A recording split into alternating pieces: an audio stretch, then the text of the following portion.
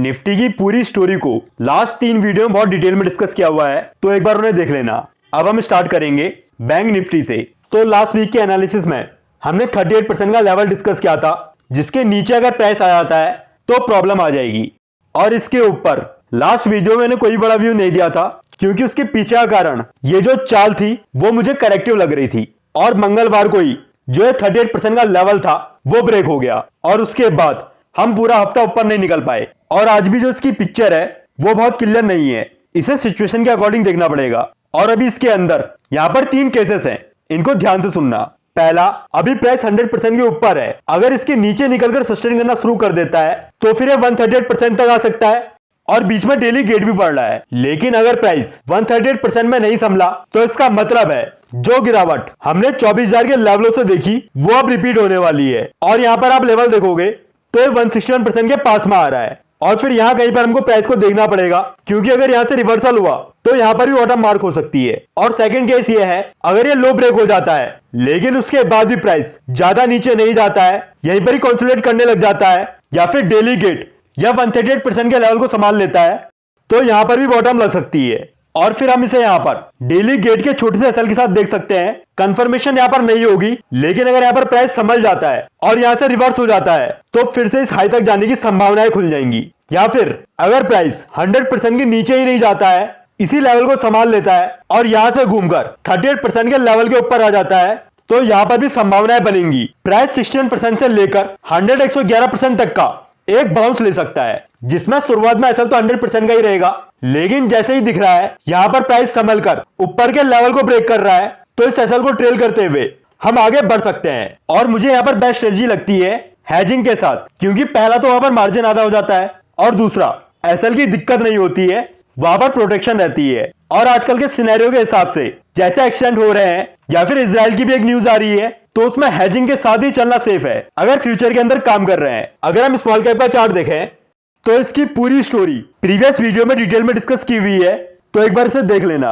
और वहीं से मैं अपनी बात को कंटिन्यू करूंगा और हम चलते हैं वीकली टाइम फ्रेम के अंदर। और जैसा हमने प्रीवियस वीडियो में डिस्कस किया था, जो चाल 2022 से शुरू हुई है वो यहाँ पर कंप्लीट हो सकती है। तो अब वो करंट एरिया को देखकर लग रहा है वो कंप्लीट हो गई है। और जो थर्ड फेज के बाद की करेक्शन होती है वो 80% केसेस में बहुत कॉम्प्लेक्स होती है। मतलब करंट एरिया के अंदर दुनिया भर की सारी करेक्शन हो सकती है, जिसे आज की डेट में प्रिडिक्ट करना बहुत मुश्किल है। और यहाँ पर बेस्ट ये है हम यहाँ पर डेली गेट को फॉलो करें। जब तक प्राइस डेली गेट के ऊपर सस्टेन कर रहा है तो यहाँ पर प्रोबेबिलिटी है या तो प्राइस यहाँ पर टाइम वाइज करेक्शन कर सकता है, या फिर यहाँ से प्राइस निकाल कर ले जा सकता है, क्योंकि यहाँ पर एक आखिरी चाल प्राइस के अंदर बची हुई है। लेकिन अगर प्राइस डेली गेट के नीचे जाकर सस्टेन कर रहा है तो फिर यहाँ पर प्रोबेबिलिटी बनेगी ये एक आखिरी चाल लेने से पहले नीचे थोड़ा ज्यादा गिर जाए। तो इसका हमें ध्यान रखना है, जब तक प्राइस डेली गेट के ऊपर है तब तक या तो यहाँ पर टाइम वाइज करेक्शन होगी, या तो ये निकाल कर ले जाएगा। और अगर हम मिड कैप का चार्ट देखें तो इसमें भी सेम स्टोरी है जो हमने स्मॉल कैप में बात करी है, तो उसे यहाँ पर कॉपी पेस्ट कर लेना। अगर हम आईटी देखें तो इसने यहाँ पर टिकाकर खड़ा किया हुआ है। जब तक इन लेवलों को डिसाइसिवली ब्रेक नहीं करता है तब तक इसके अंदर गिरावट नहीं होगी, और बाकी की सारी कहानी भी आपको पता है। अगर हम मेटल इंडेक्स देखें तो इसके लेवल्स आ गए हैं, अब इसे बहुत क्लोजली वॉच करेंगे। अगर प्राइस 100% के नीचे अगर सस्टेन करता है तो एक बार वॉच करेंगे और पहले इसके ऊपर आने का वेट करेंगे। और अभी प्राइस डेली गेट के ऊपर है, अगर इसके नीचे सस्टेन करेगा तभी जाकर 100% का लेवल खुलेगा। अब हम स्टॉक से चार्ट देखना शुरू करते हैं। बहुत से स्टॉक्स वही है जो हमने प्रीवियस वीडियो में डिस्कस किए हुए हैं, इसलिए अभी हम सिर्फ ये देखेंगे चार्ट कैसे हैं, डिटेल में डिस्कशन नहीं करेंगे। अगर उनकी बड़ी स्टोरी को समझना है तो एक बार प्रीवियस वीडियो को जाकर देख लेना। शुरुआत हम करते हैं बैंकिंग से, और पहला चार्ट है एसबीआई। अभी तक जोन संभली हुई है, अगर इसके नीचे सस्टेन करता है तो जाकर 100% का लेवल। कोटक बैंक अभी डेली और वीकली गेट दोनों के ऊपर है, अगर इसके नीचे सस्टेन करता है तो जाकर 38% का लेवल। और जब तक प्राइस 38% के ऊपर सस्टेन कर रहा है तब तक इसमें खेल ऊपर का ही है। एचडीएफसी बैंक अब इसे थोड़ा करंट एरिया के हिसाब से वॉच करना पड़ेगा, क्योंकि अभी प्राइस ऐसे एरिया में पहुंच गया है जहां से अगर रिवर्स हुआ तो वापस से 100% का लेवल आ सकता है, और अगर यहां से प्राइस निकल गया तो फिर ये निकाल कर ले जाएगा। इसलिए अभी इसके अंदर क्वांटिटी को कंट्रोल में रखना है और इसको सिचुएशन के अकॉर्डिंग देखना है।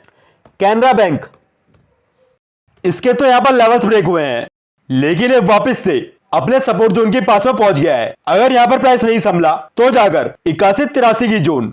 बैंक ऑफ बड़ौदा अभी तक ठीक है, अपने लेवल्स के ऊपर है।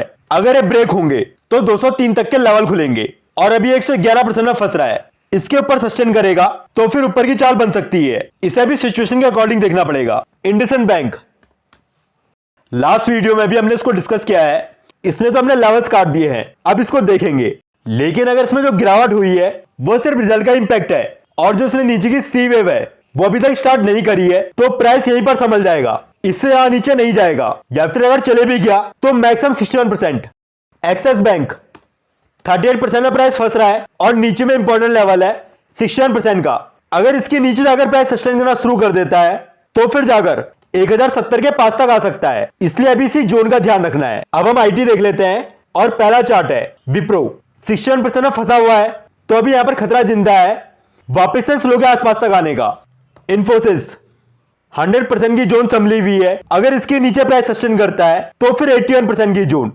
एम्फेसिस अभी 81% के ऊपर कॉन्सोलिडेट हो रहा है, अगर इसके नीचे अगर सस्टेन करना शुरू कर देगा तो फिर मैक्सिमम इस लो के आसपास तक आने की संभावनाएं खुलेंगी। माइंड ट्री 100% के नीचे सस्टेन कर रहा है, अभी हम वेट करेंगे ऊपर आने का। अगर यहां से नीचे कंटिन्यू करता है तो 61% का लेवल दिख सकता है। टीसीएस अभी ट्रेंड लाइन के पास में है, तो इसी का हम ध्यान रखेंगे। अगर ये ब्रेक होकर इसके नीचे प्राइस सस्टेन करता है तो फिर एक गिरावट की पॉसिबिलिटी बनेगी। अब मेटल देख लेते हैं और पहला चार्ट है सेल। इसके तो लेवल ब्रेक हुए हैं और जितने भी स्टॉक थे वहां पर मैंने बोला था यहां पर लाइन के नीचे 13 मेरा कर लेना, और अभी अगर हम देखेंगे तो अभी प्राइस 100% के नीचे है, तो अभी यही देखना है यहां पर प्राइस 100% या फिर 138% में संभल रहा है या फिर नहीं संभल रहा है। अगर प्राइस के अंदर ये जोन नहीं संभलती है, थोड़ा बहुत ऊपर नीचे, तो इसका मतलब है पहले इसके अंदर रिट्रेसमेंट होगी उस चाल की जो चाल 2020 से शुरू हुई है। और अभी तक जितने भी स्टॉक्स हमने डिस्कस किए हैं उन्हें प्रीवियस वीडियो में बहुत डिटेल में एक्सप्लेन किया हुआ है और मेटल स्टॉक्स की अलग से प्लेलिस्ट भी है, तो उसे एक बार जाकर देख लेना। टाटा स्टील ये भी अभी इंपॉर्टेंट जोन के अंदर में है, अगर प्राइस यहां पर नहीं संभला तो इसके अंदर भी 134-122 के आसपास के लेवल दिख सकते हैं। जिंदल स्टील ये बहुत अच्छे लेवल्स में है, 100% में हम नजर रखेंगे। अगर इसके नीचे प्राइस सस्टेन करता है तो फिर जाकर 138% का लेवल, वरना प्राइस यहीं पर बॉटम बनाकर यहां से ऊपर को निकल लेगा। एनएमडीसी ये तो अपनी जोन के अंदर ही फंसा हुआ है, अब ये देख लेना ये जोन किस साइड ब्रेक होती है।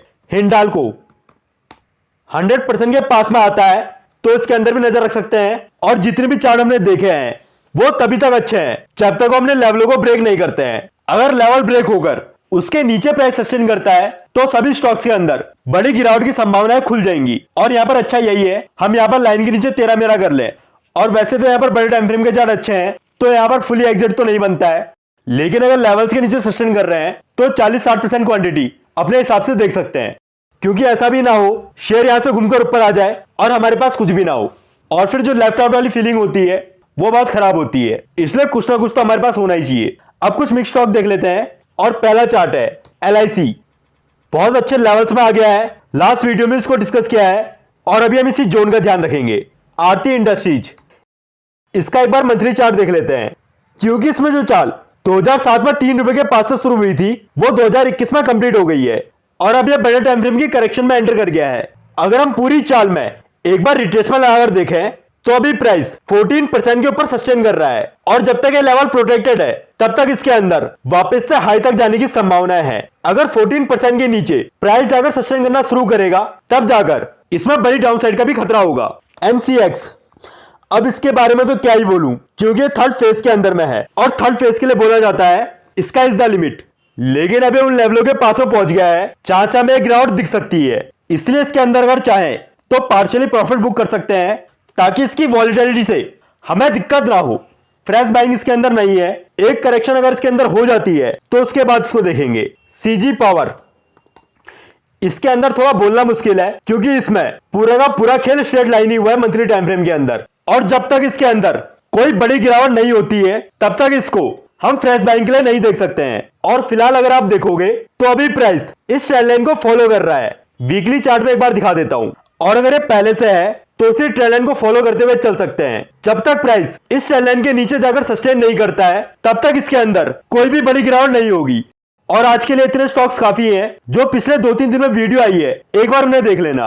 बाइंग सेलिंग की किसी भी वीडियो में कोई भी रिकमेंडेशन नहीं है, क्योंकि मैं सेबी रजिस्टर्ड एडवाइजर नहीं हूं, इसलिए कोई भी डिसीजन लेने से पहले एक बार खुद भी स्टडी कर लेना।